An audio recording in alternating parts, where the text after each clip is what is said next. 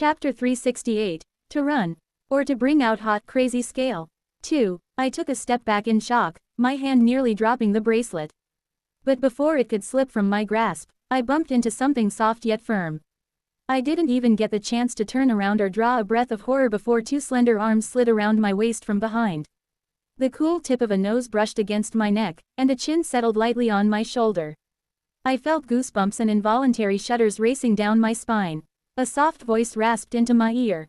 Careful. Her breath was so warm against my skin, almost ticklish enough to make me squirm. You'll drop them. My entire body went stiff. Julie. She sounded pleased, far too pleased. Her fingers clenched ever so slightly around my abdomen. Slowly, I lifted the bracelet again, staring at the loop of pale nails with growing dread. It took me a moment to find my voice. These are real. Yes, she whispered fondly, and the way her mouth was pressed against the shell of my ear was doing something to me I didn't understand. Why you took them out of real people? Yes. Her breath brushed my ear again.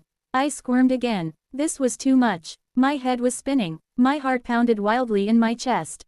And the worst part was that I couldn't even pinpoint the reason. Was it because of what she was admitting to, or because of the way she was whispering it into me? Just then, I felt something soft slide along the other side of my neck. Her forefinger started tracing absent circles on my collarbone. I swallowed. Julie. W.Y. She let out a quiet, breathy chuckle. My brain was screaming at me to shove her away. No, to run. To get as far away from her as possible. But I couldn't do either. For some reason, I was frozen in place like a deer caught in headlights. Her arms constricted around me a little more before her long fingers slid down to settle over my hand, which still held the bracelet. Do you know what trophies are? She murmured. Oh God. Oh my God. Fuck. Every survival instinct I had was telling me to get the fuck away from this woman who was tightly hugging me like a lover while calmly confessing she collected human fingernails. But my body still stubbornly refused to move. Juliana's hand slid completely over mine, gently guiding the bracelet upward so it dangled between her fingers. With her cheek squished against my shoulder, she tapped one particular nail.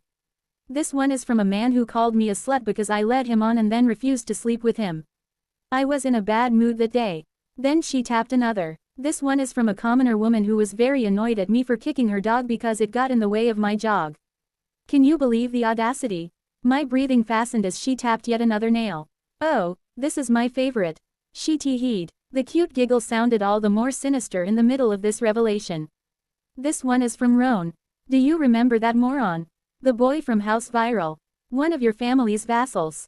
I didn't really want to risk it, but he was pestering me so much. Some people just get on your nerves, don't they? My blood curdled. Roan Viral. Oh, I remembered him all right. Back when we were children, Roan's death had been a rather big incident. The boy had supposedly slipped out of his bedroom window while trying to climb onto his balcony during a storm. He apparently had a strange habit of doing that for reasons no one quite understood. Some said he did so because he liked looking at the stars. Regardless, that particular night, he had slipped and fallen, breaking his neck on the courtyard stones below. Our entire household had buzzed with the news for weeks. My family called it a tragic accident. At least, that had been the official story. Right now, my throat felt painfully dry. You're joking, I muttered weakly. She had to be. She wouldn't kill a noble, right? What if a proper investigation had been launched? What if someone had suspected the accident to be a homicide? What would she have done then? Juliana tilted her head against my shoulder, her soft hair brushing against my jawline. Why would I joke about something like that? She asked in a tone that was genuinely puzzled. My brain short-circuited. I needed to get away. But from behind me, she gently rotated my wrist so the bracelet shifted between her fingers and mine. The nails clicked together like porcelain beads. That, she said, tapping another one, is the one I think you'll like the most. Guess whom it belonged to? I had absolutely no capacity left to respond. After a short pause, she answered herself. Rexard. And yes, before you say it, I know. I cheated a little there. Technically you were the one who killed him. But it was going to be my kill eventually. Besides, that man was so disgusting that I simply wanted a reminder of his death. She fell quiet for a few seconds. When she spoke again, however, her voice was strangely uncertain, and almost shy. So, Do you want it instead?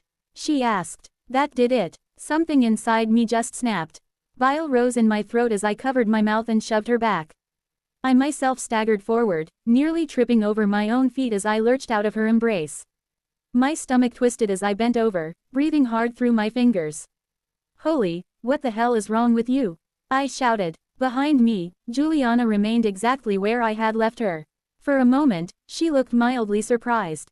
The bracelet still dangled loosely from her fingers, the pale nails again clinking softly together as she tilted her head. You're reacting rather strongly. I spun around, still holding a hand to my mouth. I really felt like I would throw up at any moment. Reacting strongly? You're wearing a bracelet made of human fingernails, Julie. She narrowed her gaze. You do know I was originally planning to add you to my collection, right? She said calmly. But now I've decided I won't. I'm only showing this to you as a sign of trust. My eyes widened. I didn't even know what to say to that. As I looked at her, looked at the way she casually ran her fingers through the sides of her white hair, at those calm blue eyes, at the faint curve of her bow-shaped lips. I realized she was enjoying this. And even worse, she really believed what she had said about this being a sign of trust. That was when I remembered something important.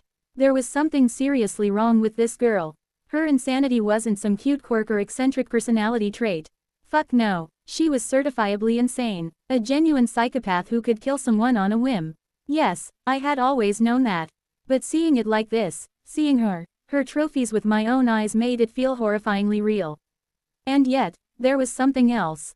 Hearing her say she had decided not to add me to her collection. I don't know, it made my chest throb in a completely different way. A part of me was deeply repulsed by her. But another part of me was, strangely relieved, almost, glad. Oh my god, there's something wrong with me too. I realized it with a dawning sense of fear. No, seriously, what the hell had she done to me? Because I definitely didn't remember ever being attracted to crazy girls before. Fuck, I shoved the thought away. No, not shoved, I flung it into the darkest corner of my mind and hoped it would stay there. And before Juliana could say or do anything else, I rushed past her and bolted out of the room.